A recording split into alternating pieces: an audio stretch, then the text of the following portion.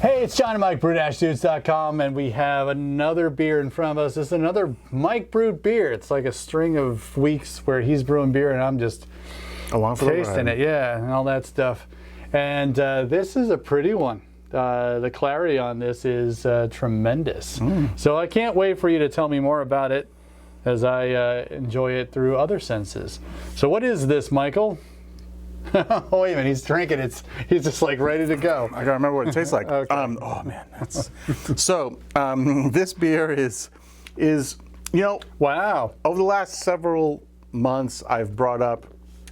We've talked about having good content for the channel and keeping it fresh all the time, and I've joked around about. I mean, how many times do you really want me to brew different iterations of a brown ale? Well, I decided. Screw that, that's what we're gonna do. Because I love brown ale, my wife loves brown ale, and so I really wanna, I was looking through over the holiday season, I was looking at all my brown ale recipes, and I was like trying to find some unity, some parity amongst all these recipes, and pulling out the things I like the most about brown ale. And I wanna work on, I have this long-standing project trying to have like house beers, right? That's right. And so brown ale is a favorite of mine, so this is the start of this journey of finalizing my journey through, what is the best brown ale for me in my house. So this is the first step on that. So let me give you the recipe, and then we'll talk about it. So it's 68% Maris Otter. I'll pull the full recipe down in the description box. 68% Maris Otter. It's actually 17% American Two-Row because I didn't have enough Maris Otter to go to this. And so just a little bit of American Two-Row. Then it's 4.3% of flaked barley, 4.3% of pale chocolate, 4.3% of special roast, and just because I could, it's just a little bit over 2% of the Brew extra special malt that we picked up at the National Homebrew Conference. That weird stuff they were giving in quarter-pound packets. So I used some of that in this because I'm like, what am I going to do with this little packet of malt? So I used some of that. I don't know if it's coming through at all.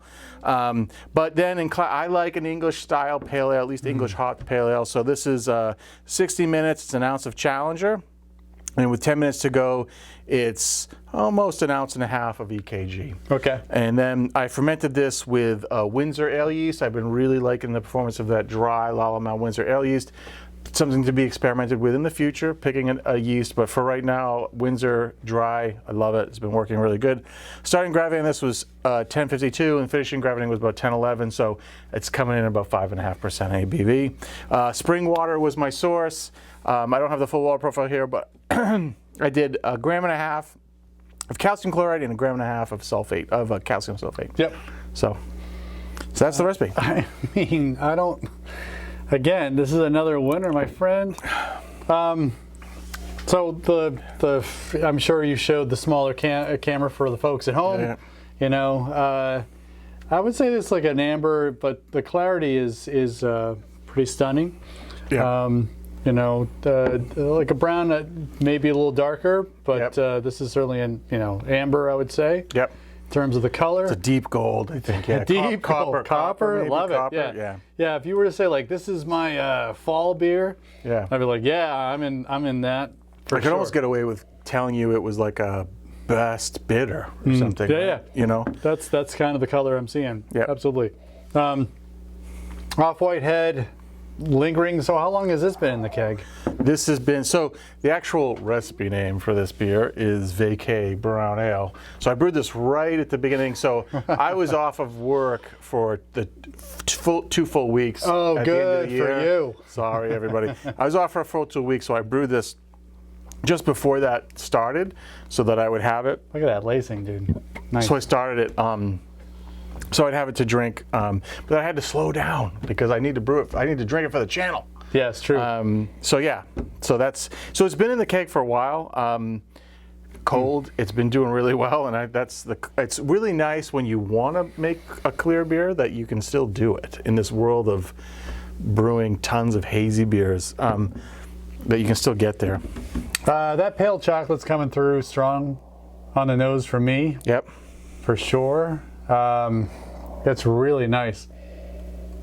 Some notes of the Challenger hops, but it's really good. Like the first whiff I had of it, It wasn't as pleasant like as it is now. Like I don't know if it was just like I was just getting used to the glass or whatever, but now it's just like I just want to stick my nose in it. Yeah. And then of course like just the flavors.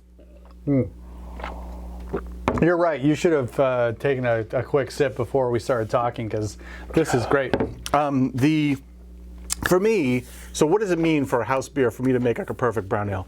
I like a brown ale that's got a nice like toastiness to it, right? I want that like toast, like wheat toast presence, and maybe a hint of like a caramel in there. Okay.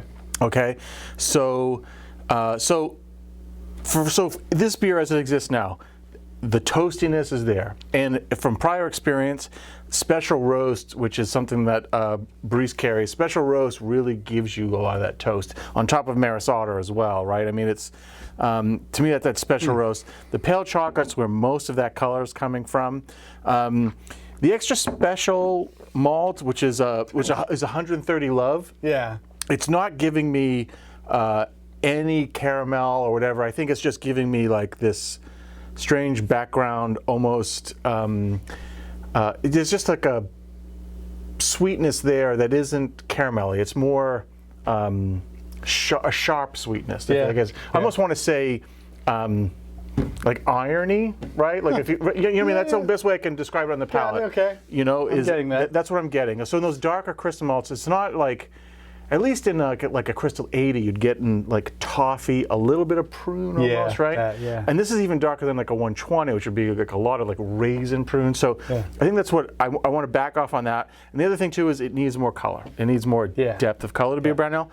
Otherwise, I mean, if it was browner in color, that toast, it would be hitting all the notes. 85% of the way there for me, right? Yeah. So the next iteration will be to darken it up a little bit and not lose the toast, and then maybe just adjust the crystal profile, that profile, and get some caramel. Now, you know, English brown ale with like a Munich 20 is probably heresy, but we'll see where I go with this, and that's the point. That's the point. Yeah. So expect another video or two playing with this, and then also once I get the grain bill where I want it, maybe just going back and playing with a couple of my old-time favorite English ale yeast strains, and see if I can dial in those screws. So when we were young kids brewing, those were the days. Those were the days. There's this note of nuttiness in brown ales. Yeah. Is that anything you want to aspire? So this color profile is actually pretty close to Newcastle. Yeah. Right? Newcastle is like this weird Northern English brown ale thing. I guess it's even lighter than what I want it to be a little bit more brown in color, but I don't want it to be so. But I don't want the Southern English brown thing, which isn't even a thing in the BJCP anymore. To me, something a little bit more brown, like a brown leather color, is what you want. Some like ruby garnets around the edge. But it should be clear. It should be red to brown. I mean, that's really what it should look like. So how are you going to get there? I think what I would do is, if I think the special roast is carrying the toast, then I would maybe sub some of that pale chocolate at 4.5%-ish. I would sub in, because pale chocolate is about 200 love, maybe I would sub in actual English chocolate, because that pale chocolate is, well, this is an English pale chocolate, but maybe go to like a 450 love, like split that in half, go 2% and 2%, just to bring in a little more color. That would probably be some fine tweaking. That might, in itself, might be a couple iterations just to get the brown to the right color. The color right.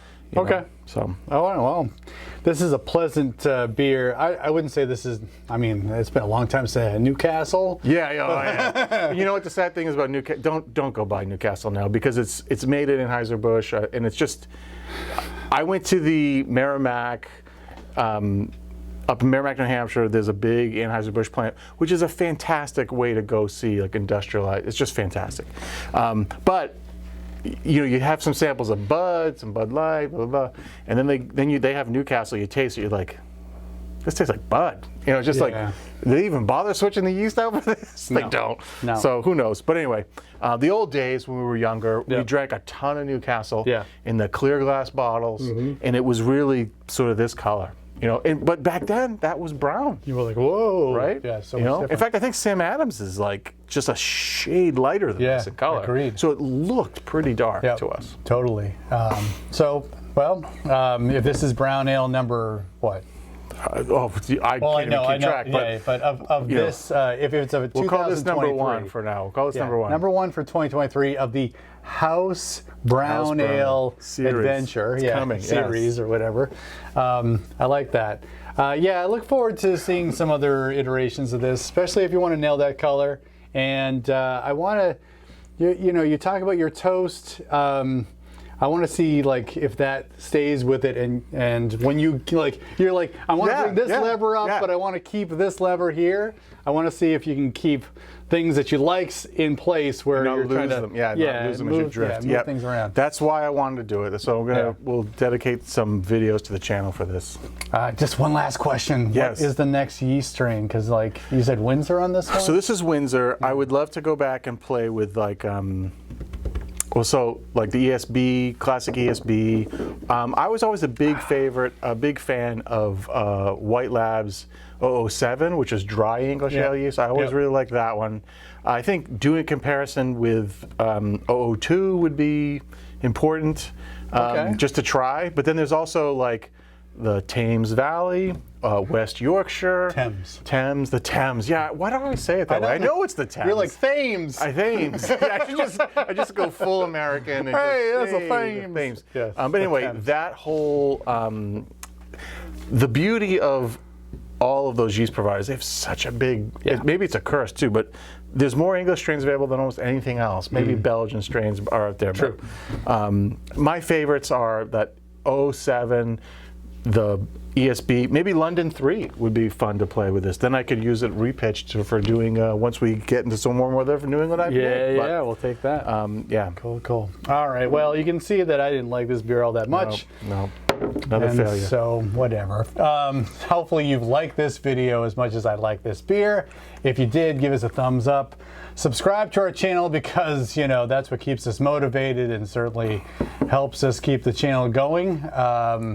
And keep watching for more of our brown ale videos. We do this kind of thing every single week. It's John and Mike at brew-news.com. Brew on. Cheers.